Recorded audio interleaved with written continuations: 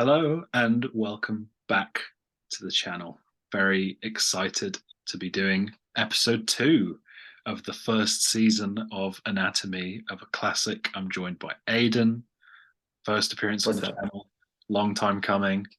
Um, and hopefully we'll be doing a Badfinger discography ranking at some point as well. But this has been in the pipeline for a lot longer, so I figured we should get this one done first. We are talking about Quadrophenia by The Who, which Yeah, is, in my opinion, and Aidan's, I believe, one of, if not the greatest concept albums of all time. Um, it's how The Who followed up Who's Next, which was an impossible task in theory, and they yeah, they passed in flying colors. So I'm really excited to talk about this one. Um, it was a double album and a concept album, so it's all, it's excess. ambitious. Yeah, it's excess at its finest, really. Yeah, Um, and I guess I'll hand it over to you to talk about like the background and the concept of the album because I know you're more familiar with that side of it than I am, for sure. yeah. Well, it's funny that you mention Who's Next being a hard task to follow because the Who actually recorded an album in 1972 called "Rock Is Dead, Long Live Rock" that got shelved and didn't get released. And some of the songs from Quadrophenia were originally written for that, like "Is It in My Head" and "Love Reign Over Me." I think were the two that were for that, as well as some other songs like Join Together and Relay. So they recorded an album, but they apparently thought it sounded too similar to Who's Next, so it was shelved, and they started again with Quadrophenia as the new theme. And essentially the plan was that Townsend would write the entire album and then through demos and then let kind of the others fill out their parts. And what you ended up with was like a through composed concept album all written by one person, which is pretty impressive. And I guess the main theme is kind of this mod character, biker kind of guy who has split personality into four, um, which each of which represents kind of one of the members of the Who, and each of which is represented by a musical theme. Rogers is like the one that's like I don't want to like hum them, but it's the helpless dancer one. Whistles is it me? Um, Pete's is Love Reign Over Me, and Keith's is Bellboy. So, and those all show up in like the instrumentals and stuff. And yeah, it's essentially a story about kind of a guy who's off the edge, and it shows him becoming more and more disillusioned with society. And then by the end, you have a very ambiguous ending where it doesn't tell you, does he kill himself? Does he go back to shore? It's all up to interpretation. So that's my very Cliff Notes rundown of the album.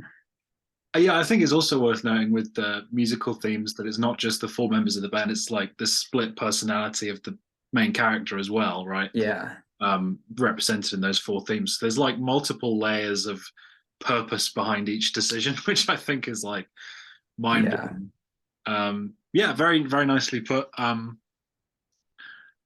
I don't know, this is kind of interesting doing this for this series because, we did, Sam and I did So by Peter Gabriel, which is definitely not a concept album. And it's a yeah, bit more different to take songs away from a concept album, but that's the name of the game. And the lead single for this album is different, right? In for the UK was 515, and then the US was was Love Reign Over Me. Love Right Over. So But we're going with 515 as the lead yeah, single because we had to pick one. yeah, I think, yeah, this is kind of an interesting, like, if you, I was trying to put my head in the mindset of like, Who's Next came out, and I presume a lot of people were, newly found themselves as massive fans of The Who through that because yeah. it got Their them to a whole first new number level. one album. Yeah, Yeah, a whole new level of success. And then the lead single off their next album comes and it's 515. And I don't yeah, know about you, I like this song quite a bit. I like pretty much every song on the album. Um, I I don't know if it's one of my favorites. Um, No, I think it's a little too um I don't know if it's as focused as some of the other ones. And I know like Pete Townsend said it was the only song that he thought actually could be released as a single, which is kind of interesting to me. And I yeah, kind of see, but also I'm not sure. Like, I think you could have yeah, had The Real Me, would probably have been my pick yeah, for the lead single. that would But have what do I worked. know? 515 is Yeah, pretty poppy, pretty catchy, really cool guitars. The horns are really cool. Maybe yeah. like a little bit too like in your face with the horns, but I think it works. It's I almost remember, like Motowny. I like that. Yeah. yeah, yeah. And the girls of 15 sexually knowing line, the first time I heard it, I was like, sorry, what? And then obviously it's a character and it's sort of Yeah. showing the depths that he's reaching to, and it's not like Pete Townsend himself saying that, which is Yeah. a bit easier to take. Thankfully. Yeah, but then obviously with like the accusations that came against him, Yeah. it makes you like, It hasn't aged great. Yeah. yeah, but still, like it's a very small part of the song. He's yeah, the song itself is pretty damn good. And I think another reason I find it weird as a single is because I always associate it with Sea and Sand, the song that comes directly after it. They're kind of like Yeah. one song for me. Like they work together so well on the album. And I never just think I'm just going to go listen to 515. Like, Yeah. Well, and it also has like it also has like the reprise of Cut My Hair at the beginning, which is yeah, like it's like tied with the other songs. Like it's not really, I mean, none of these songs are really standalone. I think he had an easier task with Tommy because he essentially wrote Pinball Wizard after the rest of the album mm, intentionally to have a single, whereas this was not the case with Quadrophenia. So it was a little harder to pick like one easy single to mm. go with.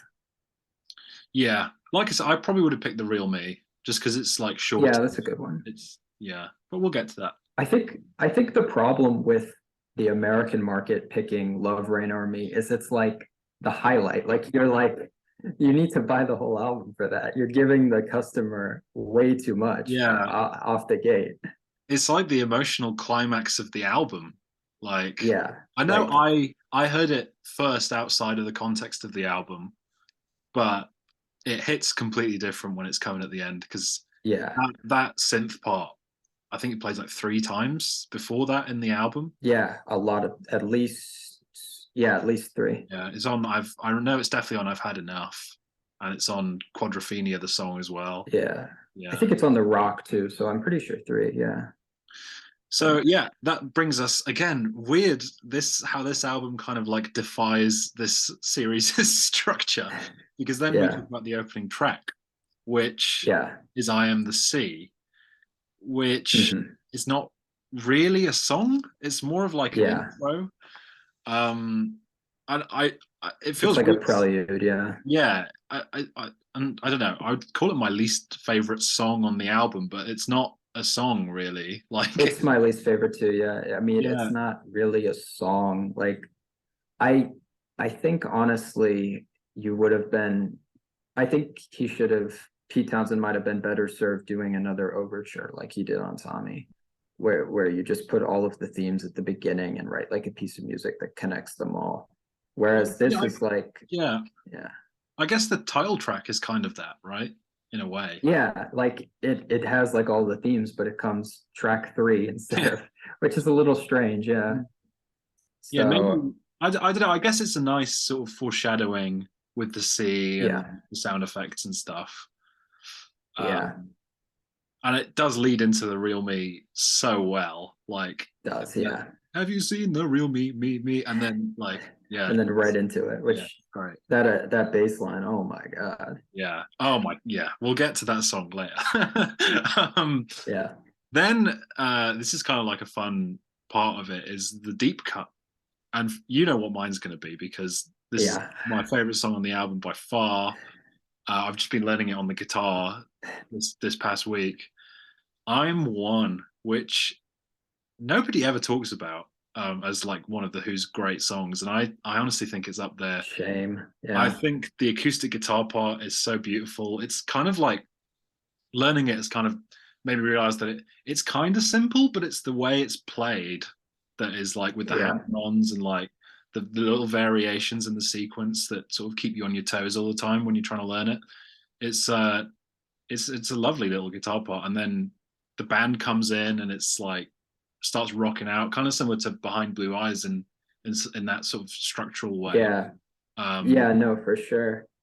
and I love a Um, lot of the lyrics on it, like uh, I've got Gibson without a case. Like it's yeah, just, I don't know, that just paints like such a very like vivid yeah, image in my head. And it's just a great example of like the Pete Townsend sung songs. I mean, you know, in the communities we've been involved with on Discord, there's been a lot of talk of like Pete Townsend being a better singer than Roger Daltrey, which no, not true. But when he he's gets the other half you need. Yeah, yeah, when you get his time to sing it, it's so great. Like I yeah, feel like an album full of just Roger Daltrey sung songs would get a bit like repetitive because he has that same like powerful vocal. But I yeah. really like Pete's sort of more mellow He's delivery. got to break it up. Yeah, Yeah, and I think that's why every time there's a Who song with both of them like trading off, like Baba O'Reilly's Sister Disco, it's immediately a classic. yeah. Yeah, Baba O'Reilly, especially that bridge is yeah, unbelievable. absolutely. So what about you, Deep Cut? Yeah, I know this is going to be hard. this is really, really hard. I did consider I'm One. That was one that was on my short list. But I considered like every single song. The one I'm gonna go with ultimately, I'm gonna go with The Punk and the Godfather, just because I think I love the way it transitions between the like riff with the chorus with the verse. Like it's such a well put together song, and I really like the lyrics. Um, and I really think the imagery is just super great on it. Like, uh, but so many of them. Like it was really hard to just pick one. And I think part of me, I think my favorite song or my favorite like part of it plot wise might be Bellboy because I think it's a really essential part of the story. But I think just as a song, I think The Punk and the Godfather wins it for me. So yeah, I'm excited to but get to it's the track ratings later because I'm gonna yeah. have a lot to say about a lot of these. But yeah, sorry, carry on. Well, I just it's one of those things where it's like it just feels like one thing for me. Like I remember I think I first heard this album in like 2019 or something like that. And it was just like I was just shocked because it just felt like so consistently great all the way through. And yeah, it's amazing. Yeah. And all that leaves us with is the closing track, Love, Reno and Me, Yeah. which what can I say to add to the legacy of Yeah. this song? I think it It's does just work too outside of the perfect. context of the album, but it's a shame to listen to it first outside of the context of the album. I wish the first time I ever heard it was as the closing track of this album because it's just Yeah. sheer perfection, honestly. It's maybe the greatest closing track to an album ever. Like it's just Yeah. it, I would easily agree with that. Yeah, it's it such a perfect closer. Like it's so epic. Yeah. yeah, it's Daltrey's best vocal performance, no question about it. Yeah. Um, and yeah, it just feels so epic coming at the end. The soundscape of it is so beautiful with the synths and all of it just Yeah. so well together. I love the sound effects as well, the sort of the underwater type stuff. I Yeah. love All the the rain sea. stuff. Like Yeah. the sound effects all throughout the album are really, really good. Like I like all the radio intervals and like when they play The Kids Are All Right, that's a cool bit. And like just all that kind of mixing stuff. And I read that there's one that's like there's a mix you can get of this that's like it's like five-sided stereo. Like instead of two channels, it's got five or something. Like it's like surround sound. Wow. So that sounds pretty cool, but I Yeah. haven't heard it obviously because I don't have gear that good. Yeah, that sounds great. Yeah. And then we'll get to track rankings. I think we can go by side for this. So I'll do my Yeah. rank for side one, and then you can do for side one. Sounds Um, good. Yeah, so I have I'm the Sea as an 8 out of 10. I think it's a solid opener, not something I'm going to listen to on its own. Um, the Real Me, easy 10. Bassline is incredible. Horns are incredible. The lyrics on that one are amazing. Like it really just sets up the album so well. Then you have another instrumental, Quadrophenia, the title track, which I've got as a 9. I think it's a really, really great instrumental.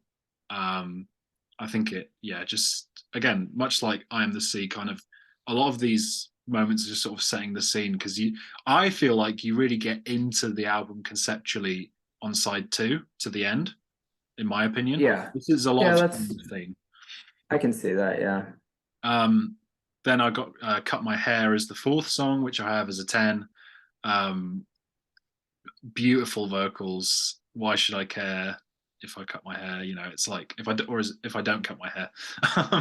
It's I like think it's if I have to cut my if I hair. have to, Yeah. yeah. It's the melody of that song is really, really good. And I really enjoy it. And then yeah, Punk and the Godfather I've also got as a 9. Sorry. It's um, okay. I do still love it. It's just I had to like differentiate my top favorites You have to from curve the grades a yeah. bit, yeah. So I do really like it, and I agree with a lot of what you said about it. So yeah, what about you for side one? Yeah. Well, so I'd give I Am the Sea an 8 as well, just because like it's not really a song, like so it's kind of weird to even like compare it to some of the other ones. Um, and I'm gonna give The Real Me. I kind of similar logic from you. I'm just gonna give it a 9 just to like curve my ratings a little bit because there are songs I like a bit more. So it's a little more interesting than me just giving everything a 10. And then Quadrophenia, I'm going to give a 10 because I think it's sets the stage for everything that comes after so well. And I love how it incorporates all those themes together. You know, it feels like almost classical music. Like it's so intricate the way they weave them all, and it's really impressive. Cut My Hair, I'm giving a 10 to. I love how they reference their first single Zoot Suit with the chorus, like taking the lines verbatim, but giving it like the new sound with the rest. Like I really like all the meta touches to this, like how just all that stuff is great. And um Punk and the Godfather, obviously a 10, because I said it was my favorite deep cut. So yeah. Yeah, I don't know about you in terms of like what your favorite side of the album is, because as much as it is like one Ooh, whole, I feel like you could take each that's hard. side and it's like its own part Yeah, of the story. I think I think side 3 is probably my favorite. Really, I think mine's Yeah. either 2 or 4. Um, Well, like four gets that huge bump from Love Reign Over Me. So it's like it's kind of hard to compare. But like I feel we'll like wait for that. We'll wait for cover to that. cover, I like 3. Yeah. Side 2. This might be my favorite to be fair because you got I'm One kicking it off, which obviously I love the folkiness of it, the lyrics. It's quite short and sweet, like it doesn't overstay its welcome, so that's an easy Yeah. 10. Also going 10 for the Dirty Jobs, which is also just kick ass, like the perfect song to come after I'm One. I feel like it works really well in sequence. Yeah. Um, Helpless Dancer was kind of like I Am the Sea, a tough one to rate because I do like it, but do I ever think I'm going to chuck on Helpless Dancer? Not really. But I've given it a 9 because I think more so than I Am the Sea, it stands on its own 2 feet. Yeah. And like we talked about I Am the Sea and The Real Me and 515 and Sea and Sand, there's like a lot of songs that are like couplets together, I feel like on this album. And to Yeah. me, Is It in My Head and I've Had Enough are that as well. I've got them both as a 10. So side 2 is pretty stacked for me. Yeah. Pretty Um, stacked. Is It in My Head has that amazing chorus, which it's sort of never gonna leave your head, funnily enough. Um, as soon as you hear it. And then I was actually listening to I've Had Enough just before we recorded, and that's probably my second favorite deep cut on the album. Like it's so good. I just love the sort of the straight up rockiness of it, and then it goes into the like country like banjo part. Yeah, that's very cool. so cool. And then he's just like, I've had enough of this, I've had enough of that. And it's like this sort of like defeated stance, and then it comes back in with like Yeah, the really powerful vocals again with like this sort of determined. There's a lot of like that. I guess the dichotomy between like Pete's vocals have this like self-loathing, like self-pity feeling, and yeah, Rogers are like defiance and like fighting through yeah. the pain. Anger, yeah. Yeah, so I think that works so well, like conceptually, obviously with the multiple personalities, but also just like musically, you know. Yeah, no, it's such a great contrast. Yeah, that's side two for me. What you got? So I'm one. Obviously I'm giving it 10. I think that should not be controversial on anyone's list. Yeah,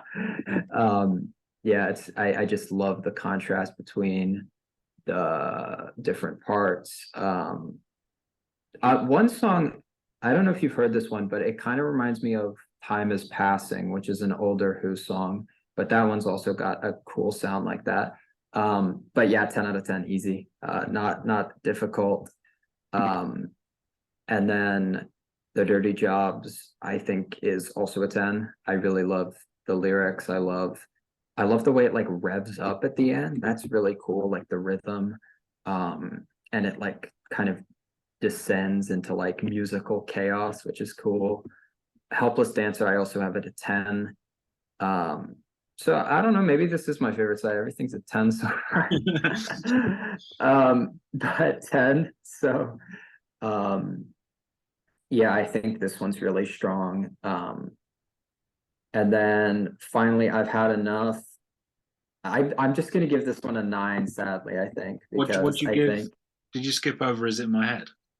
no, I give that a 10. Okay, yeah, Yeah, so I'm gonna give I've had enough a 9 just because I think it's pretty long, and I think some of the bits, I don't know if it all fits together super well, but it's still a great song, and I really like, and I think it's essential to the like story. Like that's the thing, even the songs that are like just taken on their own, like not quite as good as like they're still top notch in terms of what they're doing for the story. So yeah, I'm gonna give 4 and a 9, which is very good. cool. So I really don't have much to complain about. That was the same for me. Yeah, on side two. Yeah, I guess yeah, it's kind of cool. That's halfway through the album. So obviously we're dealing with a double album here. yeah, I feel like after I've had enough and before 5:15 is like where you put the intermission in the movie. You know, it's yeah, like yeah. You I've had enough definitely as a would definite like point of no return, and then 5:15 kicks off the second half in like with a bang. Yeah, with yeah, with like style. a different sort of tonal approach to it, I suppose.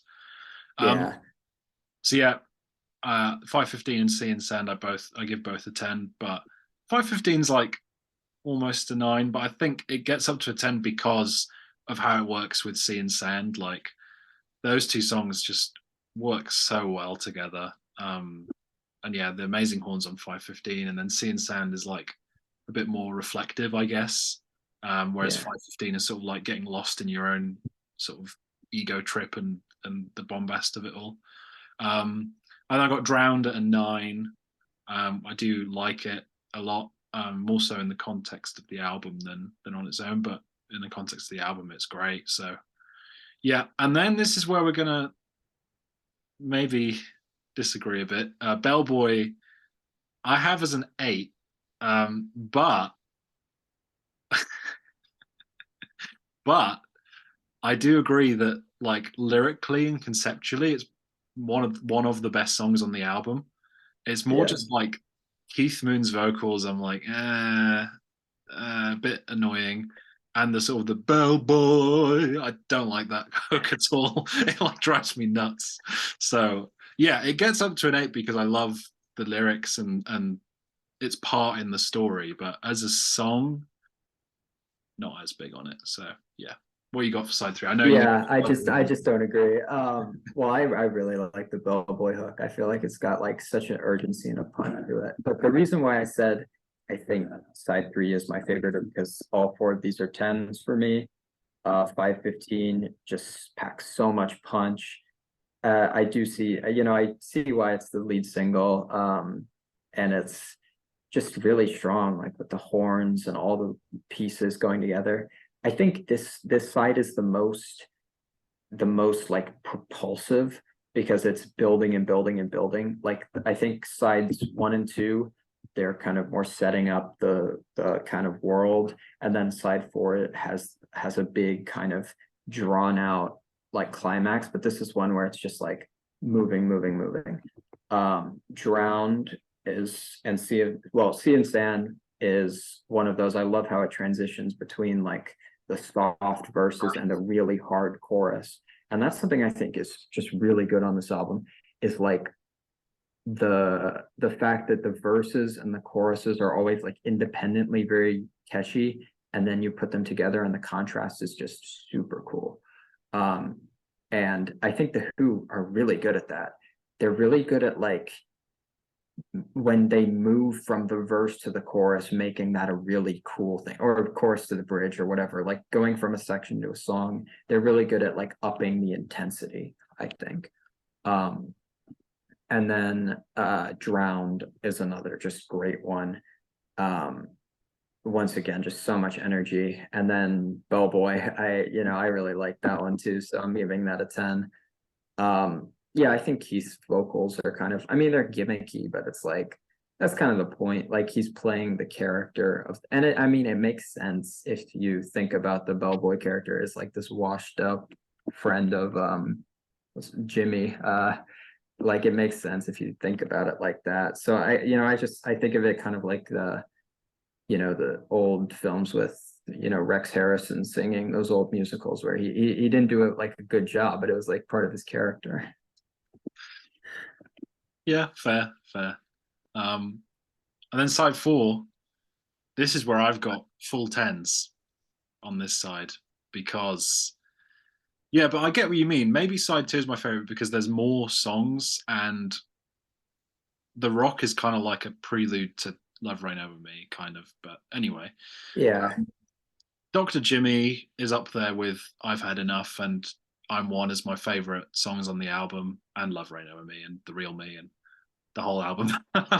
But yeah, I love the sort of the Jekyll and Hyde type concept they've got going on here. Very interesting lyrically. It is like I don't know, it's like the closest to like progressive rock that this album gets, I feel like. Which Aidan doesn't. what an insult! Oh my god. But it's you get what I'm saying. Like structurally, it's quite like Yeah, expensive, but it's also yeah, like really catchy. The Dr. Jimmy and Mr. Jim. It's like yeah, yeah, it's great. And yeah, the rock is great. Works perfectly. I almost see this as like a sort of like a concerto or something, like a trio of songs that work together really well on this final side. And then obviously yeah, Love Reign Over Me also a 10, just like the other two. yeah. Nothing we can say to add to the discussion, so I'm just not going to bother. Like, Yeah, it was yeah, I'm in agreement with you on through the 310s here. Dr. Jimmy is just so good. I mean, they've done the Jekyll and Hyde thing before with the song Dr. Jekyll and Mr. Hyde back in the 60s, but compared to this, that one is just like not even in the same league in how it deals yeah, with yeah, the yeah, subject. And it was inspired by, Keith Moon, how he would like act totally different when he was like drunk and like high and stuff. Inspired by like his alcoholism. So I think they handled the subject like a lot better here. It's way more like compelling. And it's kind of really it's just like so aggressive and like vengeful, this song. Like it's so like every lyric is like about like beating someone, or it's just so off the rails. And then the rock is just like, it's the underture basically, except good. And it's a great intro for Love Reign Army. It's just like it's what you want, because you want everything that you want to like restate all the themes, and then you go back into the finale. It makes total sense. Like it's like yeah, and then Love Reign Army. I mean, there is nothing more to say. I saw them do this one live a few years ago, and I think Roger Daltrey still sounds really good. even today singing this. Like, even though on some other songs it was like not so good, with this one it was like he still had it. But yeah, 10. I mean, like, maybe probably the Who's finest song. I don't know. For me, maybe. I don't know. It would take a long time to think about it, especially when there's all those heavyweights on Who's Next I'd have to sort through. Yeah. It was my favorite Who song for like 3 weeks until I'm One like crept up That's from all on behind me. one. Pulled out the steel chair. Yeah. So yeah, but it's definitely like up there with the likes of Baba O'Reilly and all their classic Yeah, songs. But, for yeah, final sure. scores. If you've been watching this video attentively, you'll be not surprised to hear that I have this as a 10. I think it is one of the greatest albums of the 70s. Um, yeah, it did make my top 100 albums list, but if I redid it now, it would probably be 10, 15 spots higher. Um, yeah, I just think it's pretty much the peak of its form. Like, I don't think the concept album has ever been successfully done as well as this. And it's loaded with great songs to Yeah. listen to aside from the album experience, which is really important for me. Because, like, the way albums grow on me is by revisiting songs from them. Because I'm not just going to like Yeah. listen to an album like 5 times just to see if it grows on me, you know? But like, this has like Yeah. songs like The Real Me, I'm One, The Dirty Jobs, Is It in My Head, 515, and Love Rain Over Me. As soon as I heard the album, they were in my rotation on like playlists and stuff. So it is really one of a kind in that sense, where there isn't really a point on the album where I'm like, oh yeah, this is good, but there's no like, I want some hits, you know? There's like these, Yeah. each side has at least one or two songs that like could have been singles, which is, Everything's got the ethos of it, shall we say. yeah, Um, it's just a pretty much perfect album. So yeah, I'm guessing you. yeah, no, it's a 10 for me. It's my third number three album of all time. So yeah, it's my number one of the 70s. And yeah, it's just, oh my God. It's just so good. Like, it's at a certain point, it's hard to have new things to say about it, because it's like you've already exhausted all of the facts of how great it is. But then at the same time, it's like it has an amazing critical reception. Don't get me wrong, but like it still kind of lives in the shadow of Who's Next, which Yeah, I think it's underappreciated. I yeah, mean, like, yeah, it's placements on all those like Rolling Stones lists are like always way too low. You know, it's just like, and honestly, it kind of even lives in the shadow of like Tommy, I'd say. I was just gonna say because Tommy has the big single, which kind of Yeah, draws people towards it, I suppose. But it's so much better, yeah. like so much better. I agree it's better. I don't agree on the severity of how much.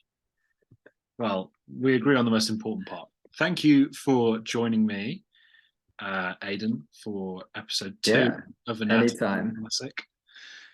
And Yeah, it's been like a month since episode one came out, so um, episode two will come out probably in another month. But episode three, I mean, oh my god, episode three is going to be Hounds of Love with Vanessa and Andrew. Andrew has not appeared on the channel, so that'll be cool to get him on. And yeah, if you've sat through this video and you've never listened to Quadrophenia, what are you doing? Go what are you listen to it. doing? Yeah, Yeah, go listen to it. It's a long album, but it rewards your it's worth it. time. It is immersive in terms It's of not its a waste of concept, time. but it is also full of incredible songs. So Yeah, yeah, thanks very yeah. much It's for like watching. watching Lawrence of Arabia. It's long, but it's worth it. You know. Yeah, yeah. No, yeah. Thanks very much for watching, and hopefully I'll catch you soon for another video.